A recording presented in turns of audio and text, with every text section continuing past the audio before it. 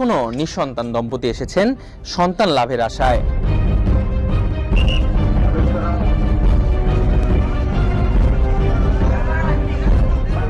এখানে এসে বাচ্চা হয় না দেখে আমি আসছি।